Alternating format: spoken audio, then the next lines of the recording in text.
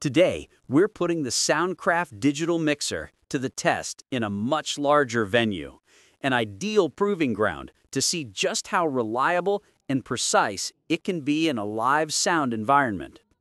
In this video, we'll check how smooth the workflow is, how clean the audio output will be, and whether it will meet our standards as a professional lights and sounds provider. So come with me for a behind-the-scenes walkthrough as we assemble the entire setup here at the venue. And of course, we begin with the very first step of every big event, the unloading of our equipment.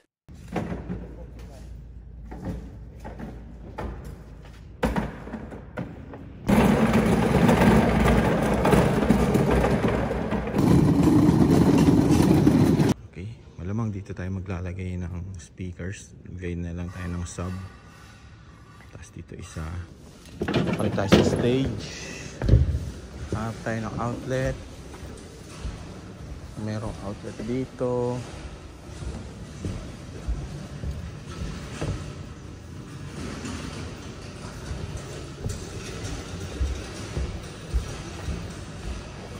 Outlet. Ayun, malayo. Pero pwede na yan. May outlet doon.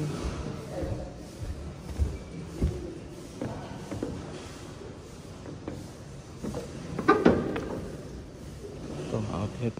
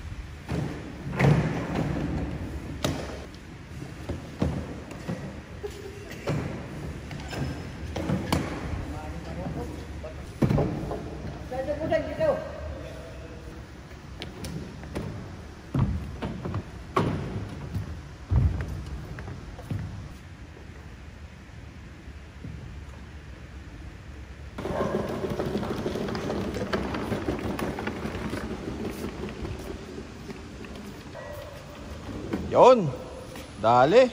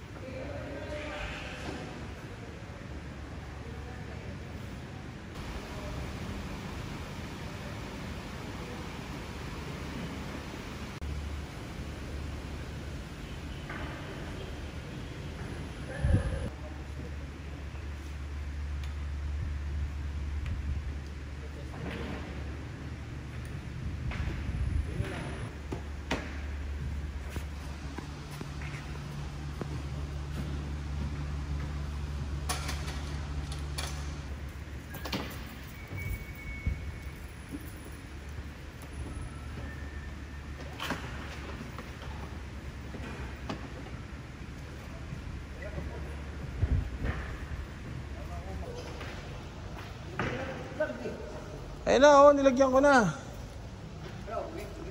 Ayun na, oh. Oh, di ba plug yan?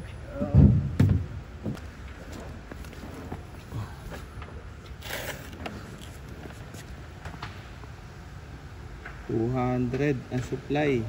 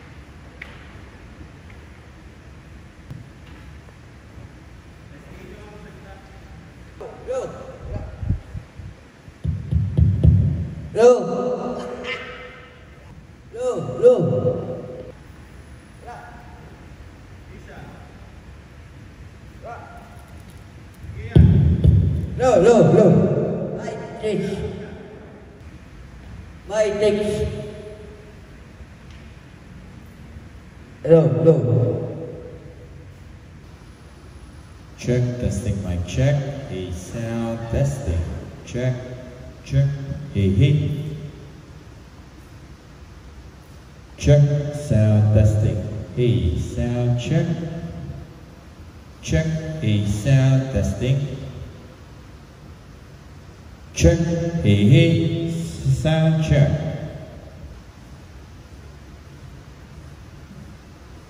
Check, sound testing, mic check. Hey, sound check. Hey, hey, hey. Check, sound testing.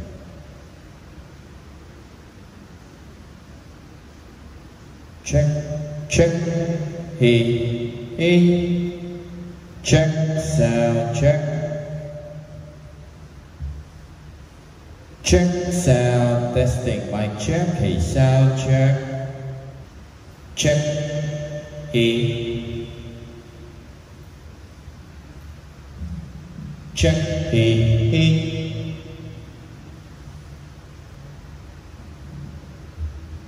Check, check. Hey, check.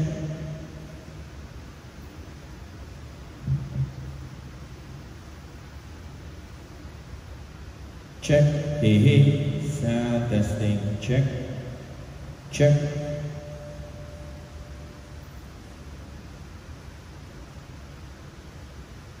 Check, hey, hey, hey, hey, check, sound testing, mic check.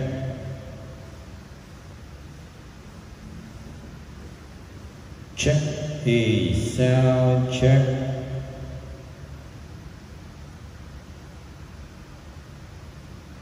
Check, hey, check. Check, hey, hey. Check, check.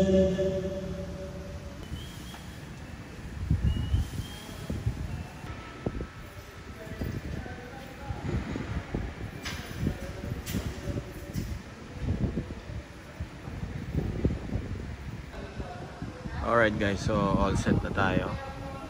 And andito na ang ating all set na.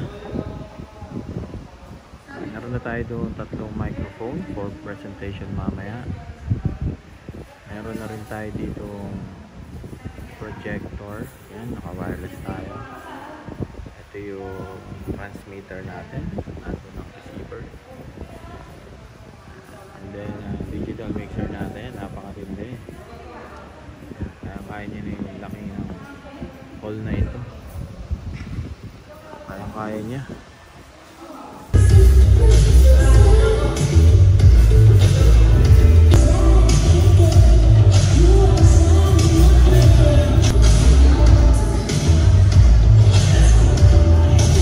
Walkthrough ko muna kayo dito sa ating setup today. So ito yung projector natin. So dito ang ating digital mixer. Yung sub natin na yan, nakatago lang yan. Pero the best ang tunog niyan. Tapos meron tayong dalawang Ano na yan, dalawang moving head. City mid high natin, lakas yan. Backdrop lighting natin. Tatlong microphone with stand. Yan. May singer sila mamaya. Yan. So halos kompleto na. Laki na ito, pero kayang-kayang patunugin ng ating digital mixer. So ito yung harapan niya.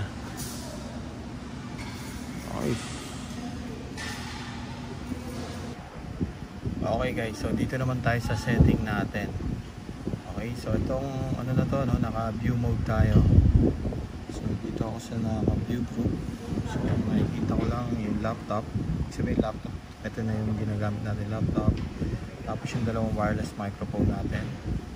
Tapos itong e-drums na to is ito yung palitan natin to, no? Pangalan niya kay Pastor. Yan, kay Pastor yan mamaya. Yan, Pastor na siya. Tapos yung aux 4 natin is yan yung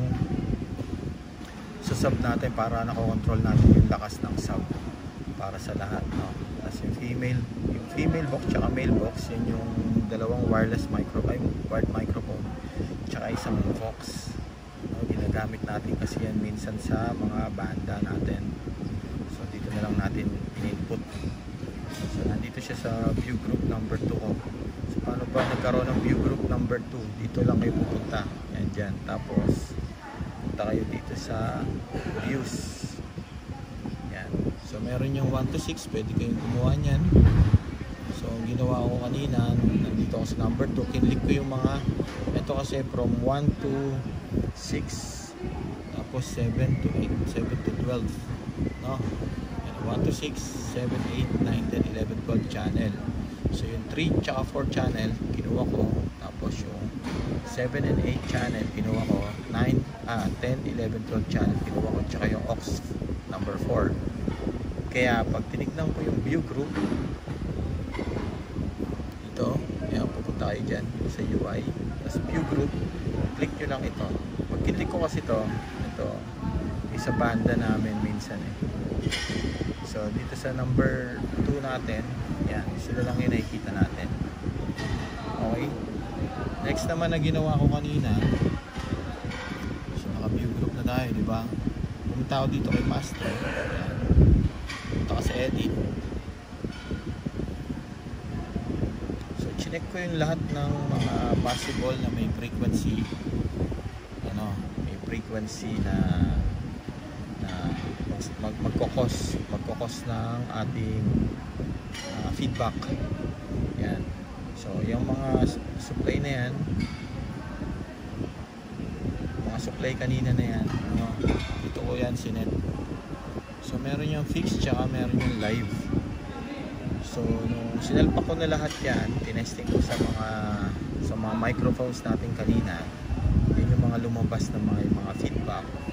So possible ito, dapat pag binababa nyo yan, pantayin nyo lang siya kung saan siya. Ito yung last na ano namin eh, ito yung last na setting natin kanina. Tapos itong mga blue, yan yung parang initial, no? Hindi siya naka-live. Ito yan, isang fix.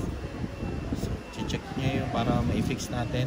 Tapos pag nasa live na siya, parang yun yung ano natin eh, yan yung ano, anti-feedback system. Yan yung anti-feedback system ni dito ni Soundcraft, kaya maganda to. Okay, so yan, binaba natin to. Ito binaba natin.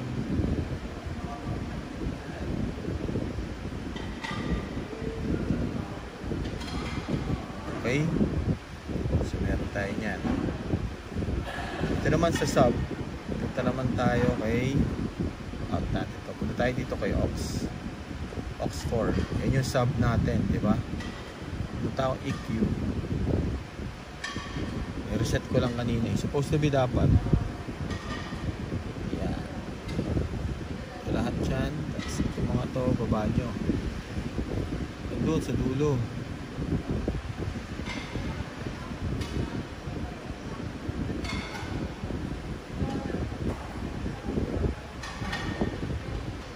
Yan lang yung kadalasan ginagawa namin.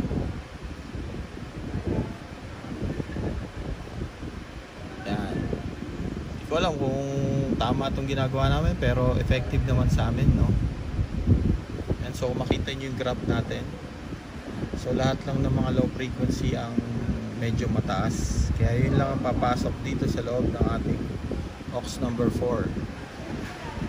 Okay? So dyan sa ano na yan, sa aux number 4 na yan. Okay, sa mga microphone naman, check natin. So ito yung sa microphone namin, isa-isa. Tapos sa mga wired mic, yan. Walang problema yan sa wired mic. Magaganda yan. Yan. Gusto yung marinig. Bigyan ko kayo na isang tulog. Wait lang. Ito, pakinggan nyo. Wow! Nakita nyo yung pinaka niya? Pinaka-bass niya, no? So, okay na siya. Hintayin na lang tayo ng oras para mag-start. God's presence becomes the greatest strength. Ang sabi ko sa Tagalog ay higit sa lahat, mahalin niyo sa isa ng taus-puso sapagkat ang pag-ibig ang bumabalot sa maraming kasalanan. 1 Pedro chapter 4 verse 8. Ang bahagi ng pagiging mabuting Kristiyano dahil kapag tayo po'y naglilingkod na may pagmamahal at pagkakaisa, ipinapakita natin ang aral ni Kristo sa ating pang-araw-araw na buhay. And of course, as we celebrate tonight,